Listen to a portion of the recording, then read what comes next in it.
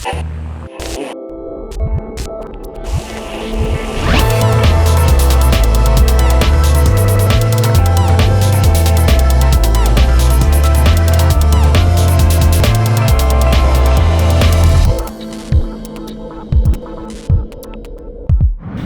welcome to Flight Test. I'm Chad. Today we are going to have a little bit different episode. We've had a lot of questions since the beginning about our production equipment and how we do the show. So I'm going to cover four things: the audio equipment, the camera equipment, the lighting, and the set. First of all, I'll cover the camera equipment. David is actually shooting with his 60D. Hi David. It's a great camera. Our primary camera, however, is the 5D. It's the Canon 5D, and it just gives a really great image, and we're using the 24-70 zoom lens. And it has, I think it's a 2.8 lens, and it's a zoom through. That means it doesn't change f-stop as you zoom in. The rig that we use is from Red Rock Micro. It's just it's a modular rig that you can put together in any way that you desire. How it's set up right now is we have a weight offsetting the back, so you don't have all the weight up front. And then we use an eyepiece here that all it does is magnifies the image that's on the screen. That's the camera rig. It's very simple. It's Canon 5D. We've been using it for 2.5 years. Haven't really changed the setup. Now audio, we do two things. We use the Zoom H4n. This is a great little unit. I think it's around $350, $400. I don't remember exactly, but worth every penny. I mean, you get really great audio from this. So what we do is we run this on a boom pole. Unless we're doing a simple little episode like this one, where we'll use the camera mic. You can't see it right now, but David has one of these mics on his camera, and it's a Rode mic, and you can hear it right now. We're using it, and very rarely do we have to process it heavily. If it's a powered mic, the biggest thing is you have to remember to plug it in, and we have surgical tubing here that we use to modify the isolators and use that instead of rubber. That's a little bit about the audio. As far as the camera, some people have had questions about the settings. We usually shoot at 1080, 24 frames a second. The shutter speed almost always 1/60th. Sometimes when we're following the planes, we'll pump it up to about 100th of a second or 1/120th of a second. That just gives a little sharper image when we're following the planes. Now, I didn't get to go over that, but Eric usually covers the follow footage for the planes, but he does a really great job and has his own rig that he custom built. Works really well, and better than that, Eric does a great job no matter what he's holding. He can follow planes like I can't. So next I'll talk about the set and lighting. This is the basement set. As you can see, we have 4 banks of fluorescent lights. It's pretty straightforward. I just wanted a broad overhead light. These are very cheap. I think they probably cost like $15 a piece. So that's pretty much it. We don't have a lot of lighting down here, although we do have this. I built this with a bunch of LED strips, and you can see it's nice and bright. I think it pulls about 2.2 amps, and we run it off a 2200 3-cell. And then we built this out of PVC pipe, so you can aim the light, you can swivel it. Now we'll use this a lot of times for a side light or a backlight, or we'll use it for product lighting.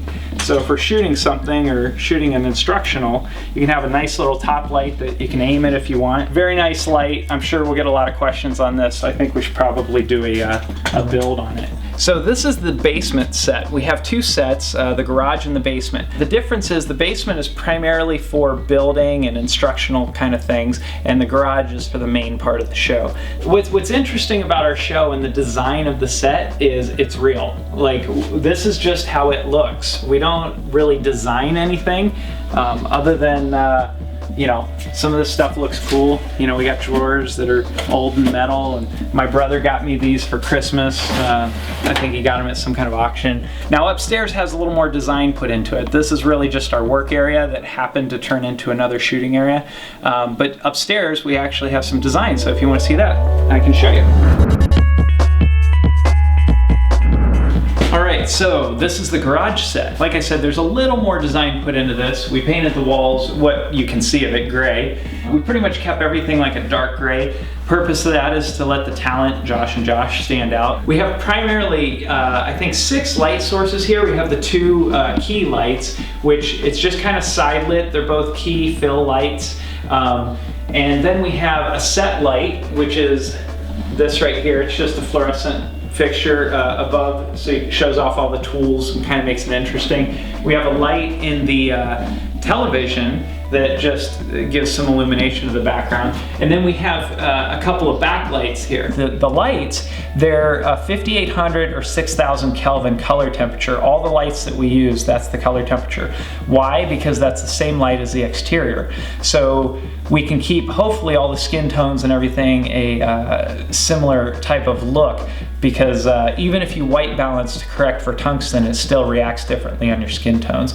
So what I like to do is try to match lighting, so everywhere we're shooting is roughly the same color temperature. Now the fixtures themselves are like $20, I got them on sale, they were like $20 bathroom fixtures, and they're meant to put like decorative bulbs, but I just put fluorescent bulbs in them. And then this is just a piece of Depron foam that we put up to flag off the background there. So if you look at the background, watch the background while I turn this.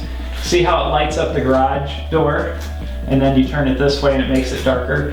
The reason is you want to not destroy your lights when you walk past them, because you want the light to hit your subjects, but you don't want to blow out your background and make your background compete in intensity with your talent. All right, so I wanted to show the importance of a backlight and set lighting, how different it looks. So right now I have our key/fills on, and I'm going to turn off the others. So there, you can see how blah it looks without any of the backlight or set lighting. So let me turn those back on.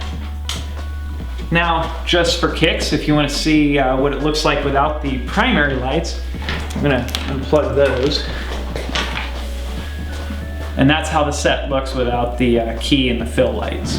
The table that we work with here is, again, pretty straightforward and simple. What it is industrial shelving from the hardware store.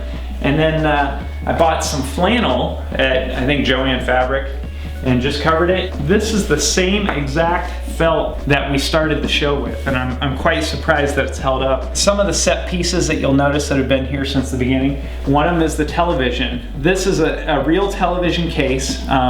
Dave Knopp, who is normally running camera, Knopp Top, and he's got his own channel, he gave this to me like 3 years ago. After he gave it to me, I gutted it, and I thought it'd make an interesting decoration piece. And then not long after that, we started the show, and I made a backlit gremlin to put in the television there. As you'll see, I have some other ones here.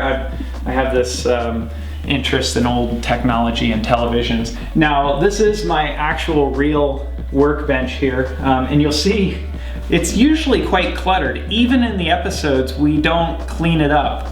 We try to just keep it real.